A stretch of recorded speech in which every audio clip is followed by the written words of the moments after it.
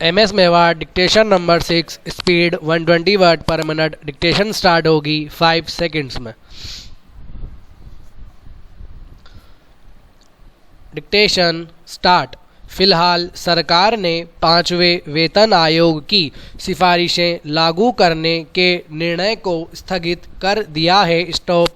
अगर वेतन आयोग लागू हो जाता है तो इससे करीब करीब 52 लाख सरकारी कर्मचारी लाभान्वित हो जाएंगे और इसके लिए सरकार को 13,500 करोड़ रुपए की आवश्यकता पड़ सकती थी। स्टॉप। केंद्रीय सचिव ने कहा कि ये सिफारिशें लागू न करने का फैसला विभिन्न कर्मचारी संघों द्वारा इसे विसंगतिपूर्ण कहे जाने के बाद लिया गया है। स्टॉप। उन्होंने कहा कि सरकार ने सोचा था कि करोड़ों रुपए खर्च करने के बाद कर्मचारी खुश होंगे, किंतु देखने में यह आया है कि इससे अधिकतर लोग असंतुष्ट थे। स्टॉप। आधिकारिक सूत्रों का कहना है कि वेतन आयोग की सिफारिशों के खिलाफ विभिन्न कर्मचारी संघों द्वारा आंदोलन करने की घोषणा के कारण सरकार को मजबूरीवश यह कदम उठाना पड़ा है। स्टॉप। कतिपय सूत्रों का कहना यह भी है कि सरकार ने ये सिफारिशें केवल इसलिए मंजूर की थी, ताकि कम वेतन पाने वाले कर्मचारियों को इसका पूरा लाभ मिल सके। स्टॉप। सरकारी सूत्रों का कहना है कि राज्य सरकार से राज्य शासन के कर्मचारी भी वेतन में इतनी ही वृद्धि की मांग कर रहे थे। स्टॉप। जो संभव नहीं लगता था। स्टॉप। सूत्रों के द्वारा यह भी पता चला है कि पूर्व में ही राज्य सरकारें अपने राजस्व का 90 से 95% कर्मचारियों के वेतन पर खर्च कर रही है। स्टॉप।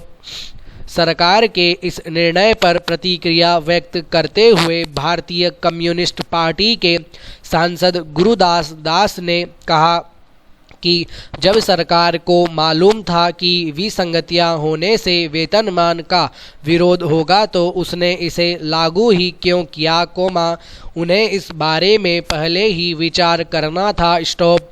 वेतन आयोग के एक सदस्य ने कहा कि वेतन आयोग की विसंगतियों से ज़्यादा दूसरी बात जो सामने आती है वह यह है कि सरकार सही निर्णय लेने में सक्षम नहीं है। Stop para. भारत के संविधान में दिए गए मूल अधिकारों के रक्षार्थ भारत के उच्चतम न्यायालय और प्रत्येक राज्य के उच्च न्यायालय को इन उक्त 5 रीटों को जारी करने की शक्ति भारतीय संविधान में दी गई है, किंतु हम जानते हैं कि आज भारत का निर्धन व्यक्ति अपने मूल अधिकारों की रक्षा कराने के लिए उच्चतम न्यायालय में नहीं पहुंच सकता है। स्टॉप।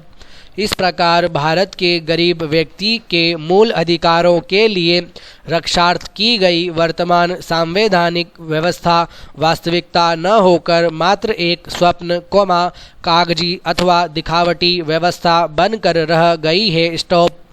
यह बात की सार्थकता सिद्ध नहीं होती है। Stop para.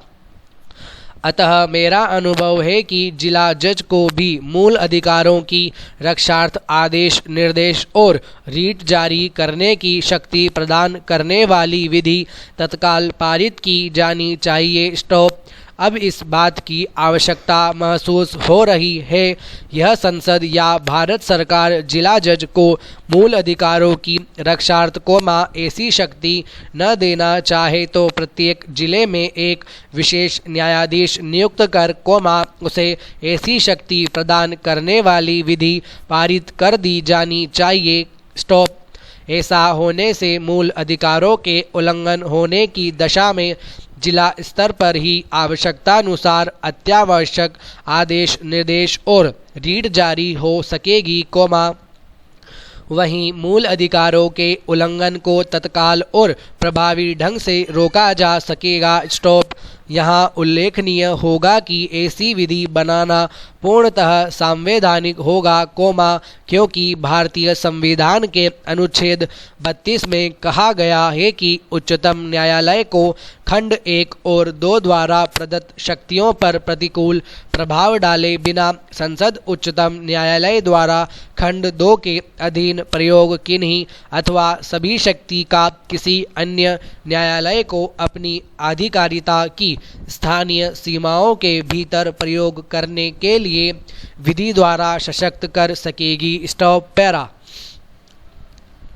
ऐसा करने से एक पंथ दो काज नामक कहावत चरितार्थ हो जाएगी। स्टॉप। क्योंकि ऐसी विधि जिसकी पारित करने की अनुमति अनुच्छेद 31 में संसद को प्रदान की गई है। स्टॉप।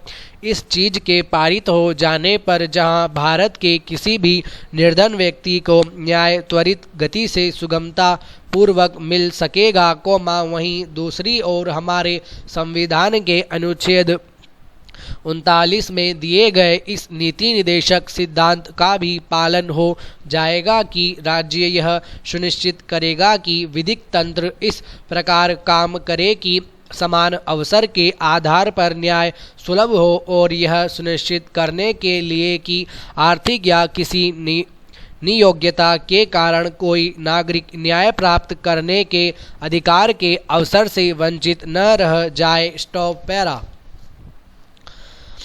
महोदय, चीन और अमेरिका के व्यापार संबंधी रिश्तों में विगत कई वर्षों से गिरावट आ रही थी, शायद वे दोनों ही यह भूल गए थे कि शीत युद्ध की समाप्ति के बाद सारे समीकरण बदलने जा रहे हैं। स्टॉप। जिस जापान को अमेरिका, सोवियत संघ और चीन भय दिखाकर सामाजिक सुरक्षा का आश्वासन देकर अपनी धौंस पट्टी में लेता था, अब वह जापान भी उनकी इस धौंस पट्टी में आने वाला नहीं है। स्टॉप।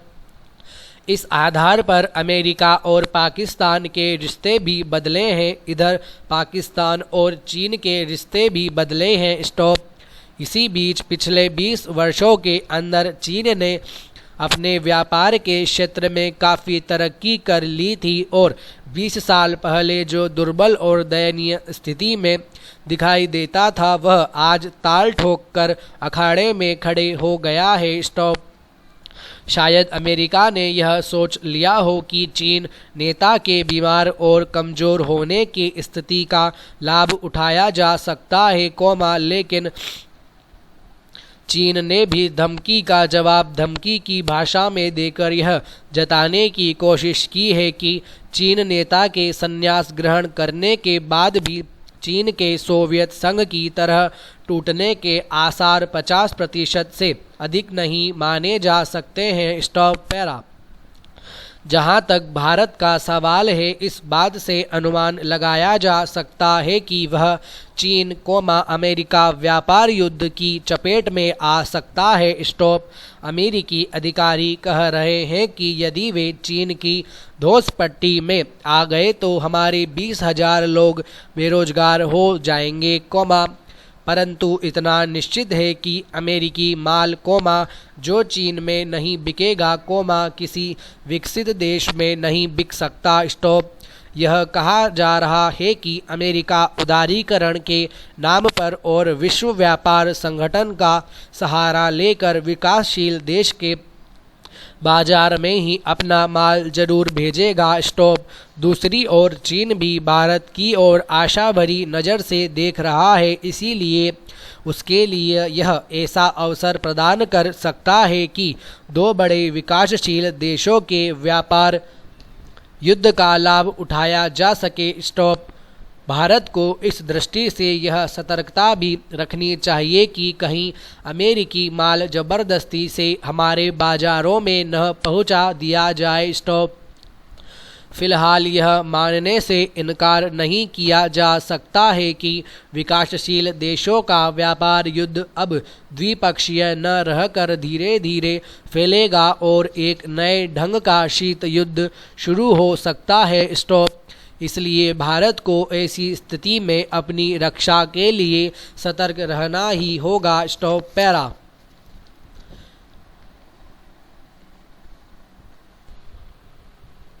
ईश्वर पानी बरसाता है, किसान बड़ी मेहनत और परिश्रम से गेहूं पैदा करता है। स्टॉप।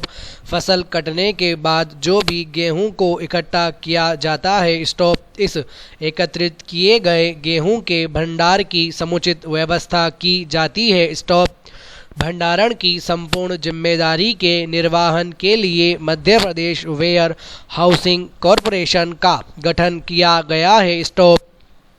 गांवों से संग्रह किया गया गेहूं गोदामों में रखा जाता है। इन गोदामों में रखे गए गेहूं को सुरक्षित रखने के लिए कीटनाशक औषधियों का उपयोग किया जाता है। स्टॉप। गेहूं सुरक्षित रखने के लिए उन कीटनाशकों का उपयोग किया जा रहा था। स्टॉप। जिनकी प्रभावी तिथि खत्म हो चुकी थी। स्टॉप। जहाँ तक मैं समझता हूँ कि और सबको मालूम होना चाहिए कि कीटनाशक की प्रमाणीकरण तारीख बीत जाने के बाद उसका उपयोग किया जाना वर्जित होता है, इसलिए कि प्रमाणित तारीख के पश्चात असर नहीं होता है। स्टॉप। यह गंभीर चिंता का विषय है कि गोदामों में करोड़ों रुपए का गेहूं जो वितरण के लिए रखा जाता है, उसे सुरक्षित रखने में आज भी कोताही बरती जा रही है। स्टॉप।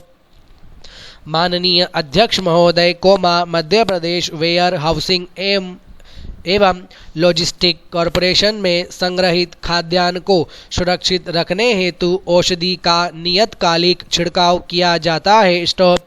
औषधियों के क्रयकरण के समय यह विशेष ध्यान दिया जाता है कि क्रय की जा रही औषधि तत्काल उत्पादित हो और प्रमाणीकरण तारीख के अंदर की हो। स्टॉप। सामान्यतः उत्पादन दिनांक से औषधियों की उपयोग अवधि 1-2 वर्ष की होती है। स्टॉप। निगम द्वारा समस्त गोदामों के उपयोग हेतु कीटनाशक औषधियाँ क्रय करने से संबंधित कार्य प्रधान कार्यालय स्तर से किया जाकर, क्षेत्रीय प्रबंधकों की मांग के अनुसार क्षेत्रीय कार्यालय को प्रदाय किया जाता है और क्षेत्रीय कार्यालय से शाखाओं की मांग के अनुसार समय समय पर कीटनाशक औषधियों का प्रदाय शाखाओं को किया जाता है। स्टॉप। क्षेत्रीय प्रबंधक द्वारा बताया गया कि कंपनी से प्रदाय 1500 लीटर कीटनाशक औषधि प्राप्त हुई। स्टॉप। कीटनाशक दवाइयां तत्काल शाखाओं को प्रदाय कर दी गई थी एवं उपयोग हेतु शेष बची 209 लीटर कीटनाशक एक्सपायरी तारीख की हो जाने के फलस्वरूप संबंधित कंपनी को वापस किया गया। स्टॉप। उक्त कीटनाशक दवाइयाँ प्राप्त करते समय और उपयोग करते समय एक्सपायरी तिथि की नहीं थी। स्टॉप। मात्र शेष बची 200 लीटर कीटनाशक औषधि कंपनी को वापस की गई। स्टॉप। निगम के अधीनस्थ शाखाओं पर गोदाम में संग्रहित स्कंद कीट रहित एवं मानक गुणवत्ता का है। स्टॉप। मेरे मित्र का कहना है कि कतई सही नहीं है कि एक्सपायरी तारीख बीत जाने पर कीटनाशक दवाइयों का उपयोग किया जाए। स्टॉप। पैरा। माननीय मंत्री जी, मैं छोटा मोटा किसान हूँ, इसलिए कृषक और काश्तकारों की परेशानी को भली भांति समझता हूँ। स्टॉप। इस वर्ष हमारे इलाके के आसपास पर्याप्त मात्रा में वर्षा नहीं हुई है। स्टॉप। इस कारण से धान की रोपाई का कार्य नहीं हो पाया, मात्र 10% रोपाई हो पाई, पानी के अभाव में उसमें भी फसल नहीं हुई। स्टॉप। इसलिए कृषक लोग अनशन पर बैठे हैं। स्टॉप। इस संबंध में कृषक ज्ञापन देकर प्रशासन से मुआवजा मांग रहे हैं, फसल बीमा राशि की मांग कर रहे हैं, किंतु उन्हें राशि नहीं मिली और न ही शासन की ओर से किसी प्रकार की राहत देने के संबंध में घोषणा की गई है। स्टॉप। कृषकों का कहना था कि उन्होंने अपना कीमती जेवर, जमीन गिरवी रखकर जून जुलाई में रोपाई का काम किया था। स्टॉप। वह भी कीट प्रकोप से चौपट हो गई। स्टॉप।